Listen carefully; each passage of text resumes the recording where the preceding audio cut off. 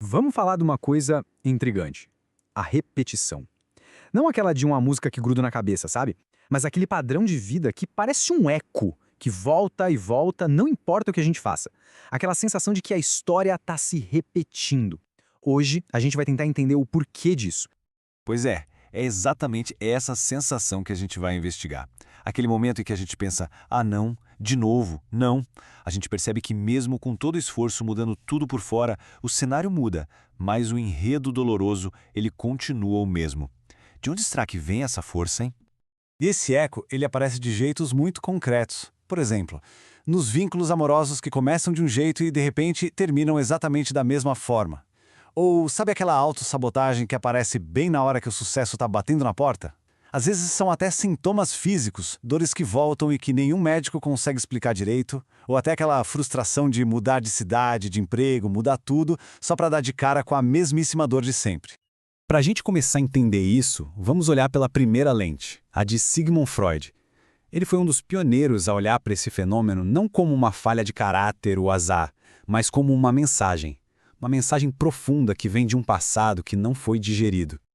A ideia central de Freud é o que ele chamou de pulsão de repetição. E a palavra-chave aqui é pulsão. Não é uma escolha consciente. Não é algo que a gente decide fazer. É uma força invisível, um impulso que vem de dentro para reencenar um trauma antigo. E por que isso acontece? Porque se a mente não consegue lembrar, o corpo atua. A história acaba sendo contada através das nossas ações, dos nossos comportamentos.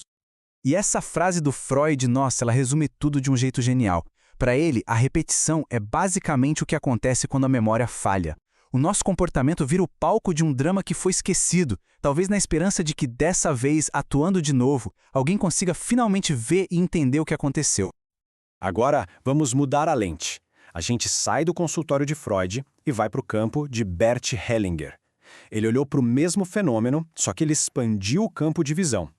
Para Hellinger, a resposta não estava só no indivíduo, mas em todo o sistema familiar dele. Hellinger nos traz um conceito chamado emaranhamento. A ideia aqui é que a gente repete padrões não por causa de um trauma nosso, necessariamente, mas por uma lealdade invisível, um amor cego a um ancestral que foi excluído da família ou que teve um destino muito difícil. É como se uma parte da gente dissesse, por amor, eu vejo a sua dor. Deixa eu carregar um pouco desse fardo por você. E essa citação de Hellinger é a chave. Pensa bem, enquanto Freud foca naquilo que não é lembrado pela pessoa, Hellinger foca naquilo que não é visto por todo o sistema. A repetição, nesse caso, vira o jeito que a alma da família encontra para gritar: "Ei, olhem para cá, alguém foi esquecido, uma dor aqui não foi reconhecida ainda." Então, a gente tem duas perspectivas que, à primeira vista, parecem bem diferentes, né? Uma olha para o indivíduo, a outra para a família. Mas, e se a gente colocar as duas lado a lado? É aí que a coisa fica realmente fascinante. As duas, no fundo, estão descrevendo o mesmo chamado profundo da alma. Olha só essa comparação. Para Freud, a origem é o trauma pessoal. Para Hellinger, é o sistema familiar. O mecanismo para Freud é a memória que falhou. Para Hellinger, é uma lealdade inconsciente, um amor que ata. E a expressão?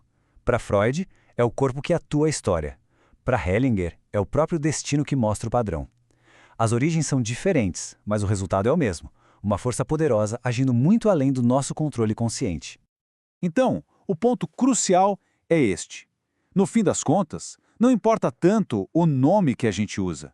Seja a pulsão de Freud ou o movimento da alma de Hellinger, os dois identificaram uma insistência, uma parte de nós que simplesmente não descansa, que não para até que algo que foi quebrado, perdido ou excluído seja finalmente visto e reintegrado.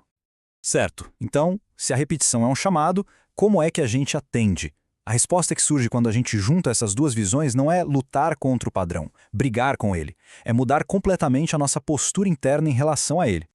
O primeiro passo é algo surpreendentemente simples, mas que talvez seja a coisa mais difícil de fazer. Presença. É só estar com o padrão. Observar ele se manifestar sem pular para tentar consertar ou resolver na mesma hora. Apenas testemunhar. Ser a testemunha da própria história.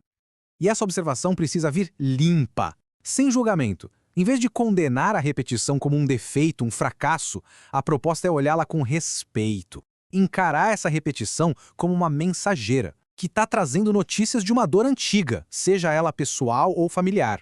É uma postura de reverência, quase. E por fim, integrar. A cura não vem de apagar o passado, nem de cortar o padrão à força. Ela vem de dar um lugar a ele, de reconhecer a dor, a pessoa ou o evento que foi deixado de fora. Quando a gente faz isso, a força da repetição não precisa mais gritar para ser ouvida. Ela pode finalmente descansar. E isso nos leva a uma ideia muito poderosa. E se a repetição não for, na verdade, nossa inimiga? E se ela for a jornada de volta para casa? Uma parte de nós ou da nossa história familiar que só está tentando encontrar o seu lugar de pertencimento. É uma dor pedindo para pertencer. É uma história pedindo um final diferente. E quando a gente consegue olhar para ela desse jeito, bom, aí tudo pode começar a mudar.